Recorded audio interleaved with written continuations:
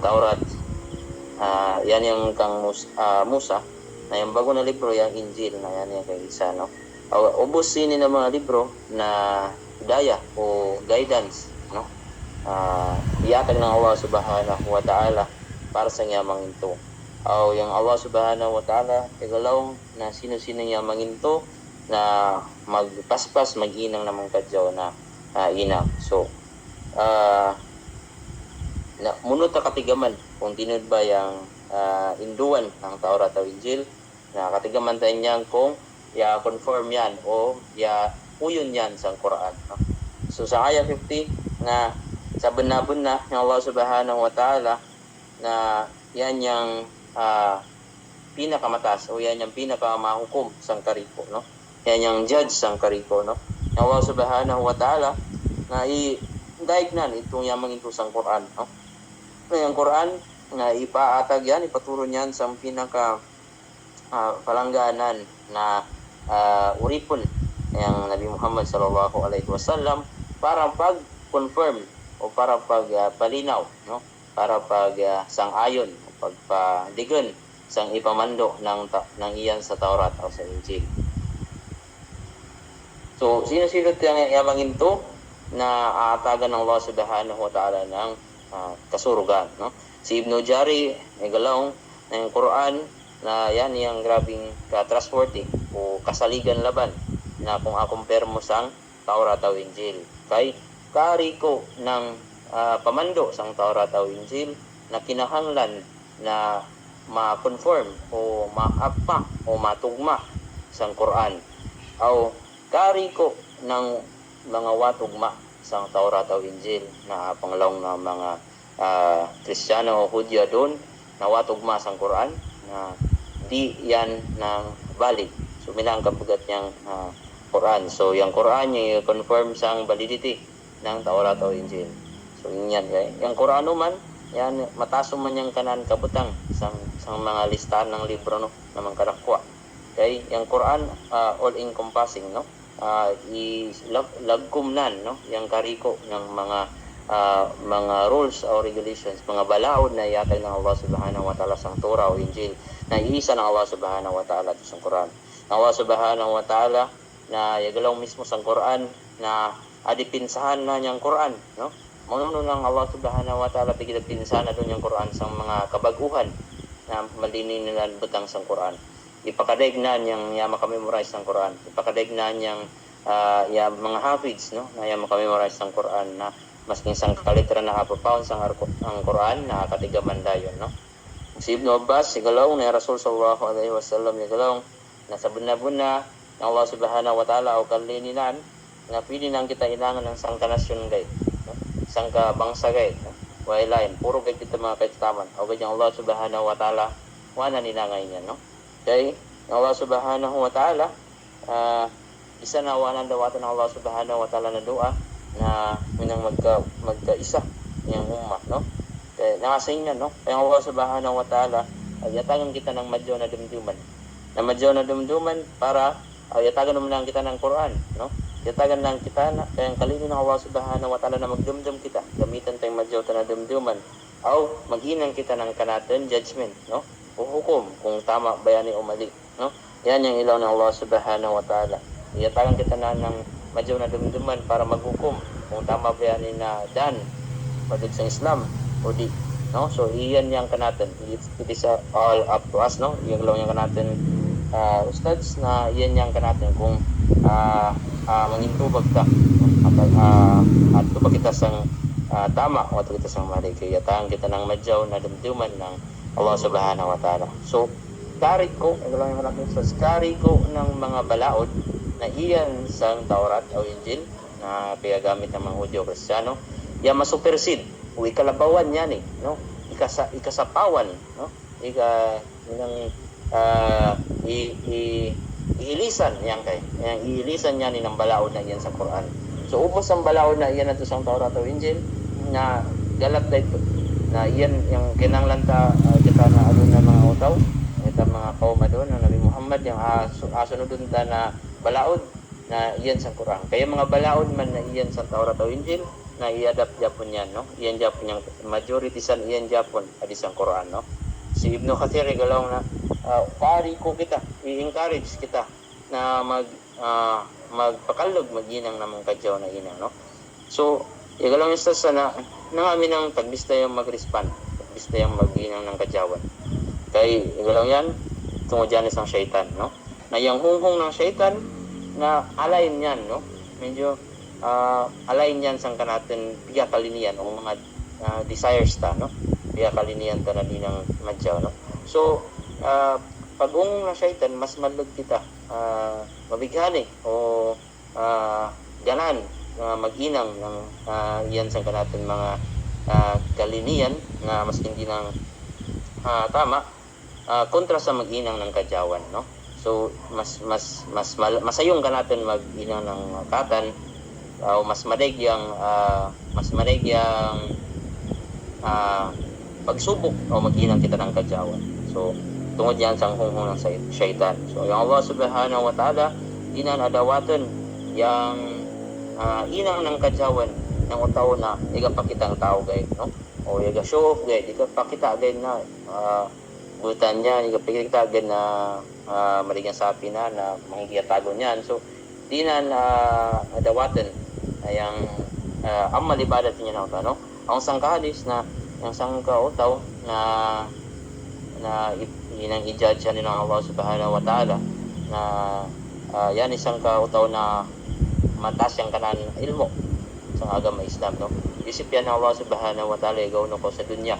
Igalaw yung utaw na yakat ko sa dunya, igatuyok ako aw yaga indo ako ng ilmo para kan mo ya Allah ya Allah, para sang agama mo ya Allah.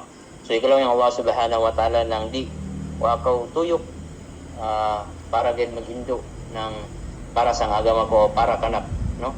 Igalaw yung Allah subhanahu wa ta'ala gid indo kaw para ma-famous kaw na ulama, no?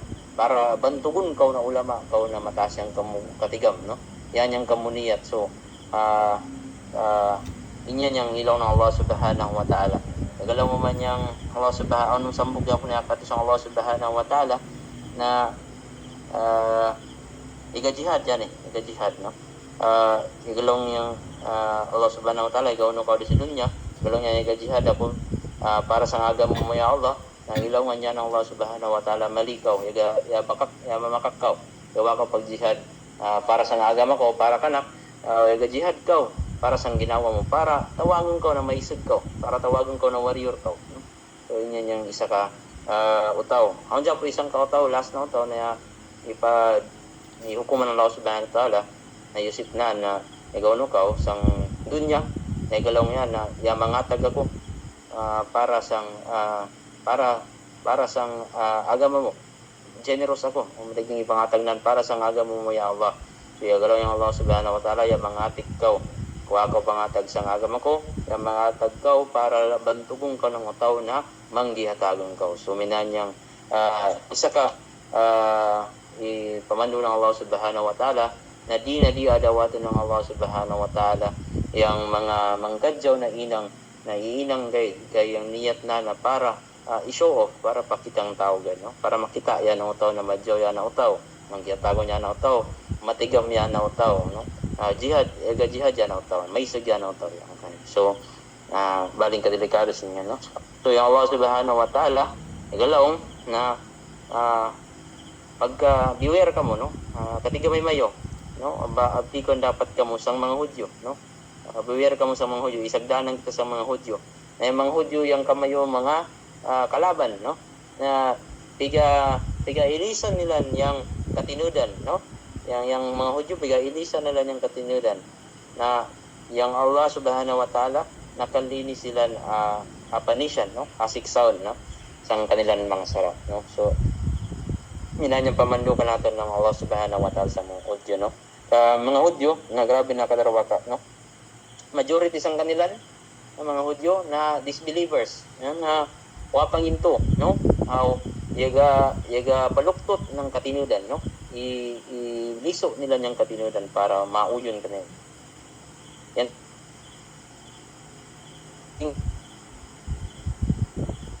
Pagsagop sang utaw na na sang naraka. Okay, uh,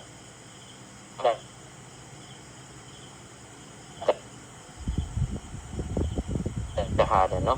So, lang nga nga, di mo ama atagan o Muhammad atagan ng hidayah na o guys yung sangka yang sangkautaw sang agama Islam o sang tinud na dan na iatag ng Allah subhanahu wa ta'ala na magasikon dapat sang Allah subhanahu wa ta'ala.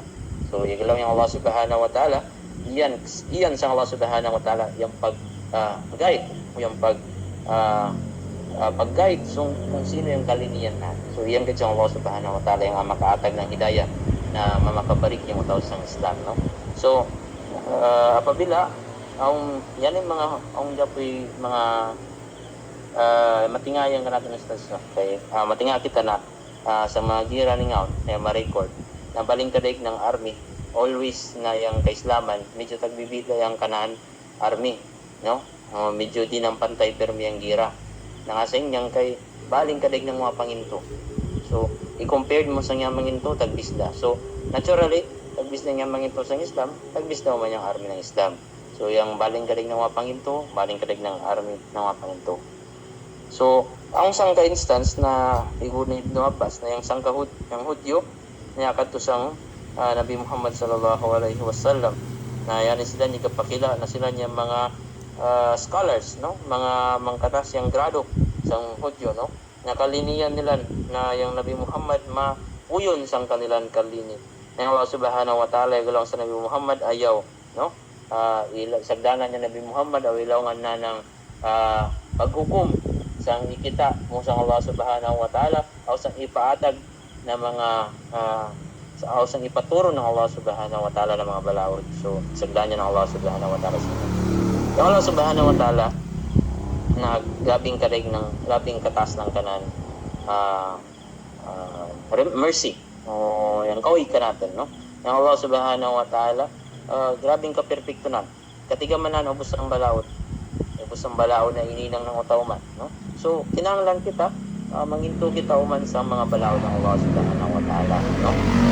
Abot ng Allah subhanahu wa ta'ala yung balaod o yung mga laws ng Allah subhanahu wa ta'ala ayan yung pinakamadyaw pinaka-the best isang the best, no? Ay galaw yung Allah subhanahu wa ta'ala ng sambayang yung galaw yung subhanahu wa ta'ala ng pagzakat ay galaw yung Allah subhanahu wa ta'ala ng pagbasa ng Quran, no? So kinahanglan ibutang tasang ginawa na ubos ng mga ibainang kanatan ng Allah subhanahu wa ta'ala ayan yung pinaka-the best na mainang ng isang kamuslim. Sa ayah 51 to 53, yung Allah subhanahu wa ta'ala i-prohibit o ibawalan ng kita na mga Muslim na mapag-amigo sa mga Hudyo o Kristiyano. Ausang mga kalaban ng Islam. So yun nga siya makita ta doon sa Middle East, mga Muslim countries, na ipag-amigo sila sa mga kalaban ng Allah subhanahu wa ta'ala, ipag-amigo sila sa Kristiyano o Hudyo, no? I-allow nila yung embassy ng Israel na makasunod sa kanilang mga pamanag, no? Ng yani ng mga Muslim countries. So yung epekto sinyan na minang i-confirm nila yung existence ng Israel, no? Na minang uyon sila na ang Israel na nasod, no? I-recognize nila yung Israel as one country, no? So ang sinyan uning nga mahitabukan nila ipagdam ng Allah subhanahu wa ta'ala yung siksa kanila, no? Adun na Muslim yang gira ipadatong ng Allah subhanahu wa ta'ala at isang nasod nila, no? Yang mga base na militar na iyan ipatukod itugutan nila na makatukod at sa sid ng nasod nila ng base militar ng US na igaprotekta sa Israel na ipambomba ng Iran agaw sa doon yung gira yung kadautan iyan sa sid ng mga nasod nila. So yan yung isa ka sign na matay kadi o sabon-nabon na tinud, no? Yang ilong ng Allah subhanahu wa ta'ala, pamando ng Allah subhanahu wa ta'ala na ayaw kamo papag-amigo sa mga kalaban ng Allah subhanahu wa ta'ala o ng Islam o ng mga Kristiyano o Hudyo. So pwede kita mapag-amigo kanila pero ang limit, no? Ang limit ng papag-amigo ta kanila di paras ng Islaman Muslim to Muslim na papag-amigo na takwa yung mataas yung kanan saklaw, no? Di parehas sila, no? Allah subhanahu wa ta'ala ilong na niya Nabi Muhammad na pakawat, no? Ay bira o yan drug minang kunong guyudon yung mga Hudyo sa nagyan sa sid ng Madina, sa lugwa ng Madina, no? Kay ang yan na instance na itraidor yang kaislaman ng mga Hudyo, no? Ang agreement ng kaislaman ng Hudyo na yung kalaban ng mga Hudyo na di matabay ang kaislaman, o yung kalaban ng kaislaman na di atabangan ng Hudyo. So sinyan na time na ibuwak ng Hudyo yung kanilang pasad hanggang sa isugo ng Allah subhanahu wa ta'ala yung Nabi Muhammad na bitbitay ang mga Hudyo o idrag o basta bitbita palugwa yung mga Hudyo, bitbitang palugwa yung mga Hudyo. Yan yung order pamando ng Allah subhanahu wa ta'ala sa Nabi Muhammad. So kita man kinahanglan kita na careful man kita sa mga hipokrito na mga kaislaman, no? Kay yung mga hipokrito na kaislaman ang sakit sa nila na yung sakit nila na yung pagduwa-duwa, no? Yung pagduwa-duwa sa kanilang pangatayan, no? Nagaduwa-duwa sila na makita nila ng Allah subhanahu wa ta'ala sa alaw ng Maori. Nagaduwa-duwa sila sa ubos ng pamando ng Allah subhanahu wa ta'ala, no? So careful man kita sa isa man na careful tayong mga hipokrito na yung plano nila na ma-benefit sa both sides, no? Mapa-Islam ka man o di na makabenepisyo sila, no? Apabila matalo yung Islam, makabenepisyo sila. Apabila dumog yung Islam, makabenepisyo sila. So isa yan na sign ng hipokrito na apabila dumog yung Islam, makaklaim sila ng Islam. Apabila dumog yung Hudyo, makaklaim sila na inagad kita mayo, no? So yan yung kadelikaduan sa nila, no? So yung i-discuss po ng maratong guro yung mga hipokrito sa Madina, no? Tagbiday yung matigam. In fact, sambok doon na sahaba yung matigam kay wapatigaman ng Nabi Muhammad kay apabila matigam na yung kautawan saan na tinanglan na ng Nabi Muhammad. So wala na matigam. So isa-marais gid ang kanaton. Lastly, isa-marais ang kanaton ustad siyang klasita. Kinahanglan kita na mag-unite, no? Sang kanatin pamagi, sang kanatin pagpangagama, no? So mamunod kita ma-unite, pinaagi sang jamaah, no? Tabang-tabang kita sang kanatin jamaah, masambayan kita ng para jamaah, para tatagan kita ng Allah subhanahu wa ta'ala ng hidayah, no? So matabang-tabang kita sang aktibidades ng kanatin masjid, uno-uno pansan na mga aktibidades na ipaaw ng kanatin mga madsab ng mga baraguan ng banwa sang jamaah na yan para makaaon kita ng kakaisa, unity. So sa anggad yung taman niyang dito ng kanatin studs sunod sa semana naman insyaAllah. Wassalamualaikum warahmatullahi ta'ala wabarakatuh.